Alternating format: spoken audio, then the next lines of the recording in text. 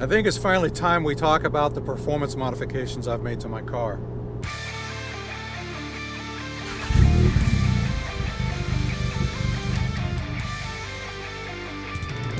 Welcome back and thanks for being here. My name is Scott and I'm going to talk about performance modifications. I never really talked about performance mods on my car before because I have them and I have for a long time, but I've never really considered them to be that special because I have the ones that everybody has, so why bother, right? But now I've done a little more, so let me go ahead and talk about them. The very first mod that I did, the car had about 15,000 miles on it, and that was a performance tune. I went with APR. Just about any tune is the best bang for the dollar. For $500, I immediately took the car to 316 horsepower was their advertised claim at the time, 381 pound-feet of torque, and that just made a huge difference right off the bat. If you want to mod your car just a little and stop, do that. That is the best bang for the dollar. I drove like that for about 15,000 miles, maybe 20, I can't quite remember, and then my clutch started to slip. And a lot of people really jumped on my case back on my 3-year anniversary video when I mentioned that it just acted like Volkswagen's clutches were garbage, all while failing to recognize that I was pumping 80 additional horsepower through a clutch that wasn't designed to take the additional 80 horsepower.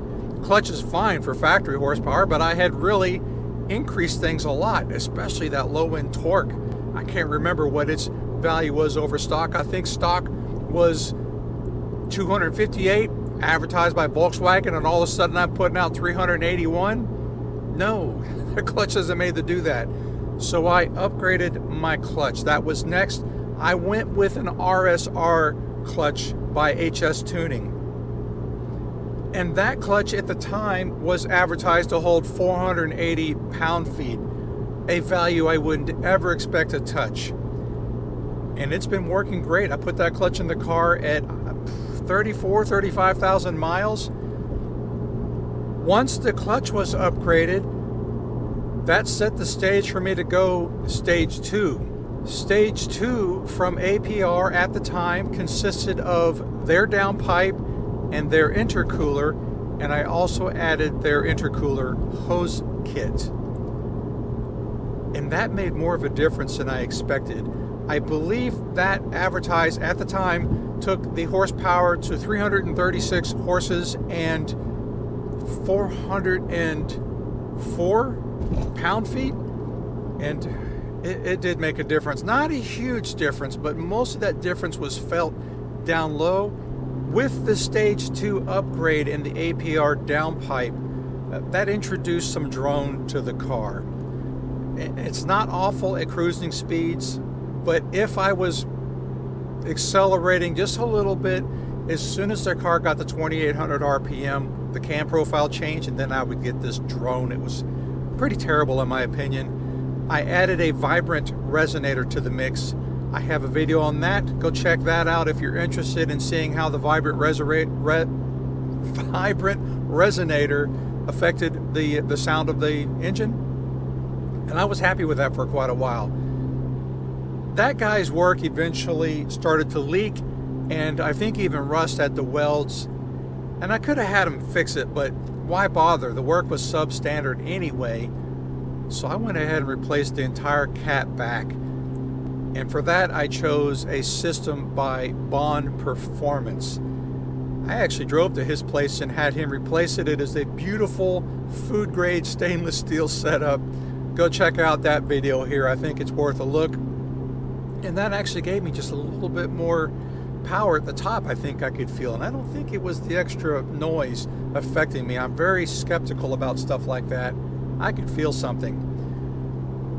After having Baun's setup installed on the car, I'm not sure why I did this, but feeling that extra oomph at the top made me wonder, is there anything for me to gain from playing with the intake? I am a huge skeptic when it comes to intakes. But this one I felt like tinkering with, the inlet elbow especially. And so I went ahead and bought the big bore intake from ECU Tuning. The biggest, most important parts of that setup are the elbow, and eliminating the accordion pipe isn't necessarily huge, but sure, let's do it. And I also chose AFE's dry filter with that setup. And I'm fairly certain that I could feel just a tiny little bit from that at the top end. Tiny. I mean, I'm talking about over, say, 5,800 RPM. I think I could feel a little bit of something. And I've been happy with it. Later, though, when it came time to clean that air filter, I had taken everything out and was cleaning the air filter and noticed this super fine coat of dust inside the intake past the filter. I've long been a skeptic of aftermarket air filters, and when I say aftermarket, I'm talking about cotton gauze and stuff like that. If you can see daylight through them, they're letting stuff through. And of course, the proponents are going to say, well, the oil is what captures the contaminants. Well, that's true until it doesn't. Now, a dry filter does not have oil in it, but I had hoped that it would be effective enough to capture everything. I don't think it damaged the engine, no turbo damage, nothing like that. I'm not trying to make that blame, but what I'm saying is something got past. And paper filters, they stop everything. So I switched back to paper. Let me explain something, my thoughts on intakes and modifications.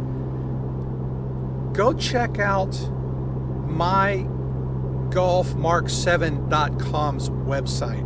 This guy, I don't know if he's an engineer or what, but he does all kinds of flow testing on a bench. He tests out manifolds and especially intakes. He has tested a whole slew of different intakes. Everything from a bone stock air filter all the way up to a variety of different combinations of different things. And a bone stock air filter, I can't remember the numbers that are on it, but it flows over 300 cubic feet per minute. And everything goes on above that. I mean, he's got one setup that he tested that flows over 400 cubic feet per minute. And this is using an adapter to simulate the inlet of an IS-20 or an IS-38. I went to a website. I was curious how much airflow is required to support a certain amount of horsepower. I'll link them in the description below because I can't quite remember them, but I did more than one website just to make sure there wasn't any biases, and it's strictly a mathematical formula.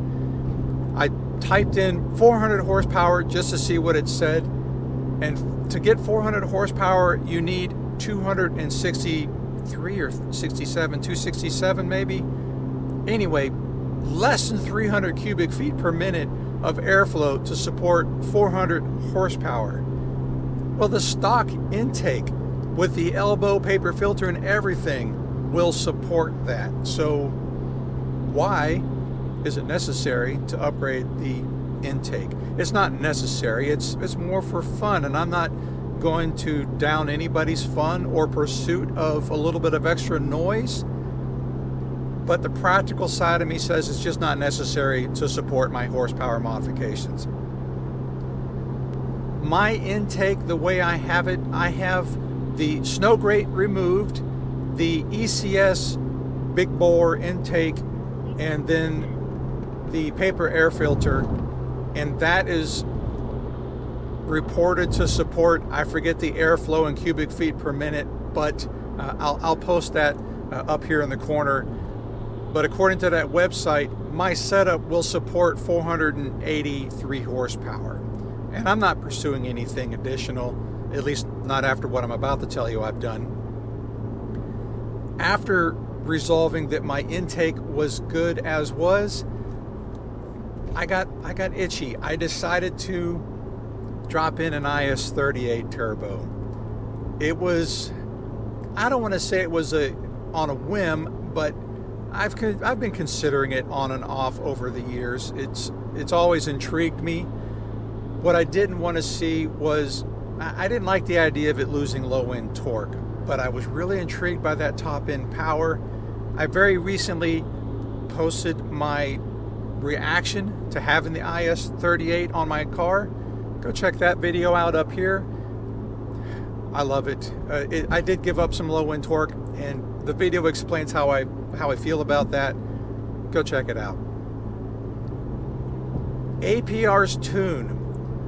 Some people scoff at it as being off the shelf, and I'm okay with that. I like it. Is, we'll call it a conservative tune. It is a good tune that is made to be reliable and not overstress any components. It's an OEM turbo for the Golf R, and it's running at about the same levels that APR would stage 1 tune, maybe stage 2 tune the Golf R2. So it's advertising, they're advertising 356 wheel horsepower and 357 wheel torque. If you're the type of person that likes to convert that to crank numbers, APR is advertising 395 crank horsepower, and they're advertising 371 crank pound-feet, which I'm not quite sure where they came up with that number, because when you take the 356 pound-feet at the wheel and add the 10% drivetrain loss back into it, that comes out to 395, 396. I'm not quite sure what the proper number is, but it's a robust number and very satisfying. I don't need to push any limits. I like off the shelf. Once you start doing custom stuff, that's when you start seeing check engine lights and other little problems. I am not a part of the check engine light culture. I like my car to run perfectly and reliably.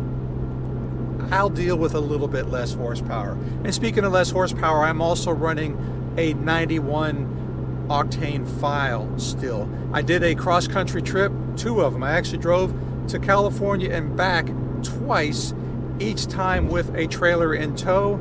And once you're west of Central Texas, there is no 93 octane available. So I loaded a 91 octane file, and I've just left it that way. So I consider my car to be a cross-country traveler, and so that's why I'm quoting the 356 wheel horsepower, because the difference between 91 and 93 octane, it's only 4 horsepower, so who cares? I'm good with 91 octane. With my IS38, it requires high performance spark plugs. APR recommends a specific NGK plug, and that plug is still back ordered nationwide. I don't know if it's worldwide or not, but I couldn't get it. So we just went with the Audi RS7 spark plug, also by NGK, and it's been working great, and it's cheaper. Some mods that you might think I've done, but I actually haven't. I am still, even with 129,000 miles on the car, I'm still on the stock suspension, and some of you are probably horrified by that.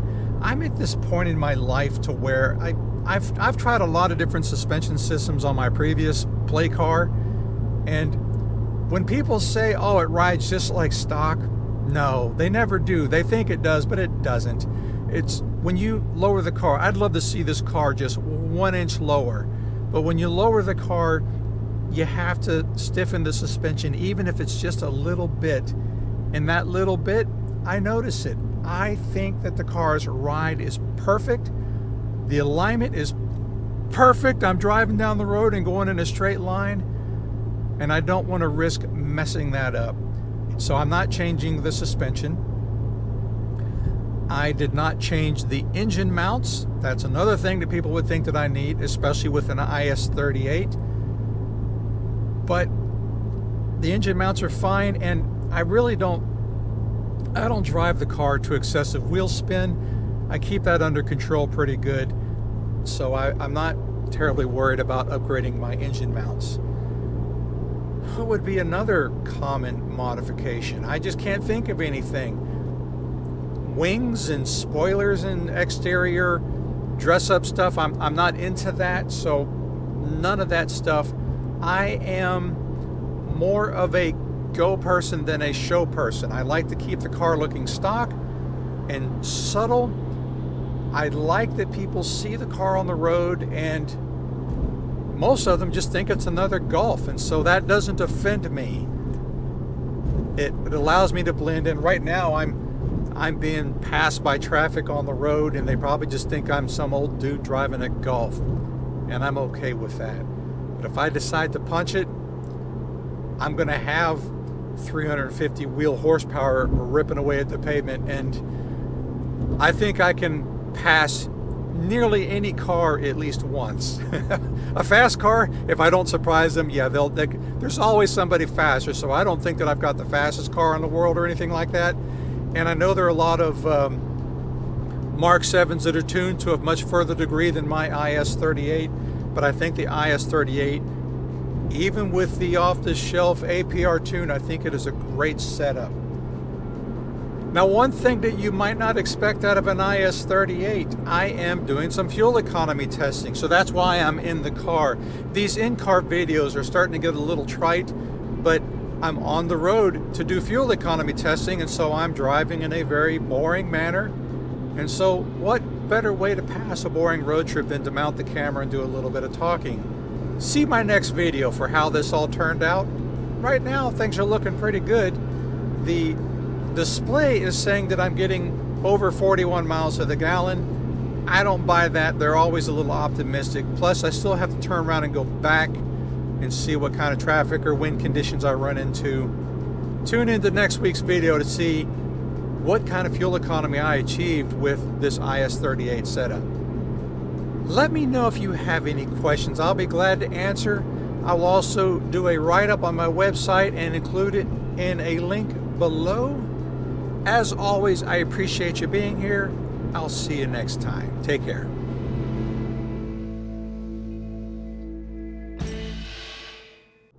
And no, I did not get the pops and bangs tune or the crackle tune, whatever you want to call it. I find that feature annoying, disruptive, and to be kind of hoity-toity about it, I think it is beneath the refinement of a modern street car. I'm not going to say that the GTI is as refined as a Rolls Royce or something, but it is more refined than pops and bangs. I mean, come on, just about any car is, really. I think it makes the car sound like a jalopy, a piece of junk. There's no race car sound about it, in my opinion, but that's just my opinion. It's not for me. If you've got it, rock on. It's all you, man.